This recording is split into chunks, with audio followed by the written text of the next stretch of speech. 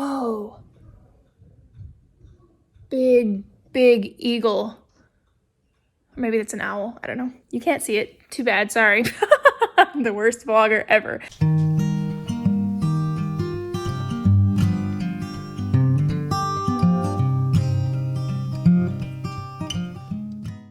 Happy week 3 of Camp NaNoWrimo. It is currently day 1 of week 3 and it's the 15th of April, so we're on day 15 of Camp NaNoWrimo, and I just got out of the shower, so my hair is still a little bit wet and crazy. I haven't worked on my book for the last 2 days because I've been trying to get caught up in my homework. I was a little bit surprised by the workload because it's been a lot heavier this week than in previous weeks for my history class. But this morning, as I was waiting for the bathroom to be freed up so that I could take a shower after my workout, I hopped on YouTube really quick and was able to join in a live stream on Chloe Elizabeth's channel. That was great. So I ended up working for about 45 minutes on my book while I was waiting to get in the shower. So now I have showered and I actually need to work on my homework before I can dive into working on my book for the day. So hopefully I can get my homework done really quickly because I have a lot of work I want to get done on my book as well. So I'm taking 2 classes this semester. If I had known that the pandemic was coming, I would have signed up for 3 or 4 classes. As it is, I have these 2 classes. So the first class is a history class called Patterns of World History from 1400 to the Present. I've got to read this big hefty book, and y'all know I love me some historical research, so history class is really fun for me. This book, however, is extremely dry, and now I can understand why so many people say they hated their history classes. It's because if every history class is like this, blah. But the other bits of my homework are fascinating, and so I'm actually really enjoying this class as well, just not so much the textbook, but I've got to read it, whatever.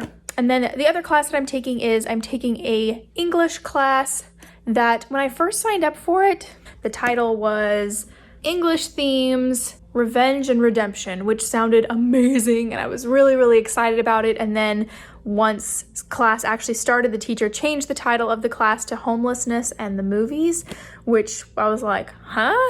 What? And I was kind of disappointed at first, but I'm actually really liking it. So the class is based around this book that we're reading, which is called Ragged Company, by Richard Wagamese, who is actually a Native American, and he was homeless himself at one time.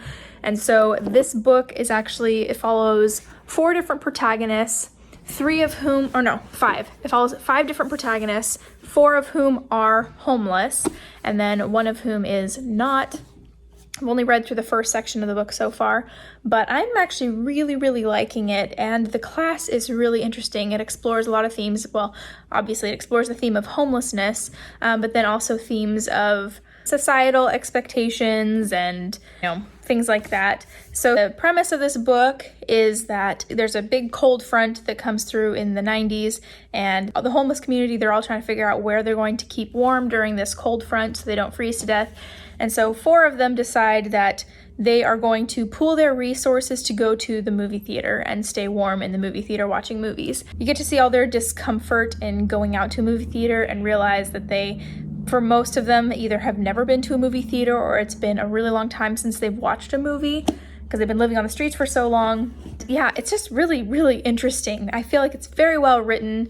There are a few moments so far where I've had to kind of suspend my disbelief a little bit, but for the most part, it is very thought-provoking, well-written, and I'm really enjoying it. And then as part of the class, we are watching the films that they watch in the book, and it is really interesting to watch these movies thinking about the perspective of watching them if you were homeless. And yeah, it's been really cool. So I'm loving this class so far. I'm getting a little behind in my reading. Yes, I love to read. Yes, I love to write, but I'm a slow reader. And even though I'm really enjoying this, it's taking me a while to get through it. So what I need to do right now is I need to read my book for my English class, and then I need to get a little bit further in my reading of the history textbook, and then I can work on my writing for the day. So here we go. Okay. It is day 16 of Camp NaNoWrimo, which means that it is day 2 of week 3, and I am at work. This is my one day of the week that I get to work, and it's actually going to be my last day working until June, mid-June, or until further notice. Basically until this pandemic ends. which who knows when that's going to be. Right now in the state of Oregon, they are predicting that we will be able to go back to work June 15th, but who knows? It's all up in the air. But anyways, so I'm on my lunch break and I'm just gonna go find a place that I can sit in my car just so that I'm not at work anymore, but also not sitting in a restaurant or something. So go find somewhere to park that I can eat my lunch. It's become increasingly apparent to me that I live in a bubble, which if you've been watching my vlogs, you can probably see that I'm living in a bubble. I live in a big house with a nice big property in the backyard that I can explore with baby goats and chickens and animals and lots of furry critters that I can love up, and I have space to be outside, which I know is a huge privilege right now. But the thing is, none of these things are mine. I haven't worked for any of these things. I don't deserve any of it. It's all because I am living off of the good graces of my parents. I'm living with my parents. If it weren't for them, I wouldn't be able to enjoy any of these things. These are not things that I've worked for, earned, or deserved, and none of them are mine. That being said, I feel incredibly grateful to have them, because I have so many friends who are just living in tiny cramped apartments and they can't leave their apartments, and that is really hard for them and really miserable. I don't personally know anybody who has contracted the coronavirus or died from the coronavirus. I don't even know anybody who knows anybody who has contracted the coronavirus, and that makes it easy for it to feel like it's something that's far away, that's not really affecting me that much. And because of that, it's easy for me to just get lost in my own little world of my own little perfect bubble of happiness and sunshine and enjoying the good weather and playing with baby goats. But I feel kind of embarrassed that those are the things I've been vlogging and putting up right now, just considering what's going on with so many other people and how hard this time is for them. I feel like it's kind of been insensitive of me, and I feel really bad for that. I don't want my channel to be a place where I flaunt every good thing that I have in the face of others who are going through something difficult. I want to be more empathetic, and I've been plagued by a lot of feelings of just kind of heaviness and guilt ever since I posted my last vlog. Just like, who do I think I am? I want so much my channel to be the kind of place where people can come and feel motivated and inspired and to feel like they're not alone. And I don't feel like I'm accomplishing that by basking in the sunshine on a swing in the backyard, like, oh, you know, just look on the bright side of life. Like, oh yeah, easy for you to say. I'm just imagining people watching my channel being like, stupid Rayleigh in your stupid life. The conclusion I came to this morning, though, is that I just want to focus less on me in my channel, especially during Camp NaNoWriMo. I really want to take this opportunity to promote other channels that I really enjoy, to really embrace the community aspect and promote the community more than just myself. And so I mentioned yesterday that I participated in a live stream on Chloe Elizabeth's channel, and I realized I so often will like briefly mention other people on my channel without giving them the full justice that they deserve by explaining who they are and making it easy for you to find them. For any of you who are not familiar with Chloe Elizabeth, she is a young writer. I started watching her when she was 17. I think she's 18 now. Chloe, how old are you? Are you 18? I think you're 18. But she's a young writer, and she's very diligent and very dedicated to her craft. She has already drafted, I think, 2 books. She writes YA contemporary fiction in the topics of mental illness and disabilities and things like that. So she tackles pretty heavy subjects. I'm always really impressed watching her channel, just how organized she is and how dedicated she is to her craft at such a young age. I was not nearly as hard of a worker as she is. I feel really inspired every time I watch her channel just to see how hard she's working. I feel like she's gonna go really far just getting the early start that she's getting now. So I feel like, especially if you are a younger writer, her channel is one that I would highly recommend to you and that I think you'd be able to get a lot out of. So yeah, Chloe Elizabeth. Check her out. She will be linked down below. And then I'm hoping that throughout the rest of the week, I'll be able to participate in more live streams because I miss them so often. And a lot of people who are hosting them are my friends, and I want to support them. And I also just want to be more active in the community than I have been. So that's the goal for this week, is be more active in the community, participate in live streams. It is day 20 of Camp NaNoWriMo, and I'm right now doing sprints on Rebecca Rodriguez's channel with Rebecca and Dawn Kozak. Simon went in behind the couch, and I looked, and he was gone.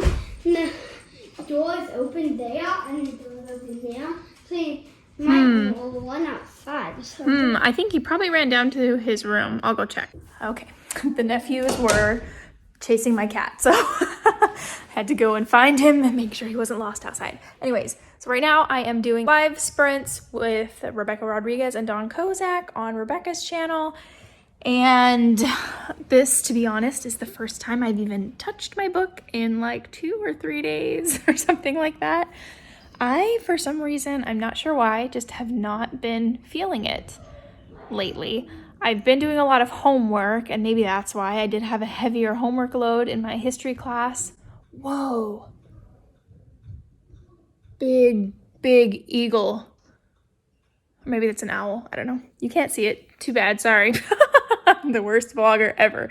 But anyways, the point is, I don't know why. I feel like this whole pandemic thing finally hit me. Like, it finally feels real to me. It took me longer than I feel like it took everyone else in the world. But it just kind of hit me, and I was feeling kind of heavy the last few days, so just didn't feel like vlogging, didn't feel like writing. So today I hopped on this live stream with Rebecca and Dawn, and they are 2 of my favorite people on the planet. So I was really excited to do this live with them, and we're doing our second sprint right now. So they just did a 15-minute, and now we're out doing a 20-minute, which is almost 5 minutes through already. And I'm at a point where I'm like, I'm not exactly sure how best to proceed right now. So basically, the last I worked on my book, I was doing more research, just lots of research. I think I'm probably at that point now where I need to just start writing. I think I've done all the research that I need to up to this point, and I think anything else that I need to know will just kind of come up as I'm writing, that I'll realize, oh, I don't know that, and then I'll have to go and do some research. But I think all of the pre-writing research has been done, and I'm ready to start writing now. I don't know why I'm having such a hard time just getting into the groove right now. But it is really fun to do live sprints, and Dawn and Rebecca are, like I said, 2 of my favorite people. So Dawn was actually one of the first people to ever comment on my videos when I first started. We started our channels at around the same time, and I've had the pleasure of meeting her in person. She is hilarious. She has one of the best senses of humor ever. So she's really fun to watch. If you're not watching her, you definitely should. Rebecca Rodriguez is another gem. It's crazy to think that I haven't met her in person because I just feel like we're friends. And I've done a few collabs with her, and she is so wonderful. I just love her to death. She's also very funny. Both of these girls were actually beta readers for my book, and both of them gave really great feedback. So you should be watching both of them. If you're not, I'll link their channels down below. But anyways, I need to be writing right now because we're in the middle of a sprint and I haven't done anything. So we'll see how this goes. Let's start writing.